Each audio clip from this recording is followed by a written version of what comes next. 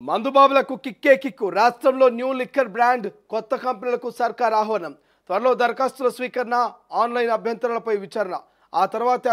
అనుమతులు మంజూరు ఇక ఏప్రిల్ నుంచి అందుబాటులోకి వచ్చే ఛాన్స్ అట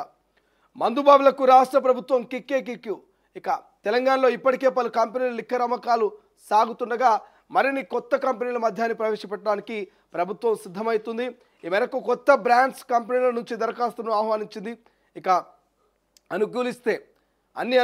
మరో నెల లోపలనే కొత్త బ్రాండ్లు తెలంగాణలో కొలువు తీరుతున్నాయి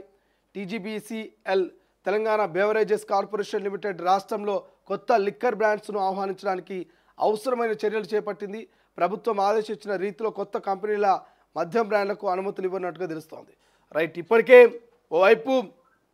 బీర్ల రేట్లు ఇంకోవైపు ఏవైతే క్వార్టర్ మీద హాఫ్ మీద ఇంత రేట్లు పెంచేందుకు సిద్ధమవుతుంది ఇప్పటికే బీర్లు లైట్ బీర్ ఒక 30 స్ట్రాంగ్ బీర్ ఒక 40 పెరిగినట్టు తెలుస్తోంది సో మళ్ళీ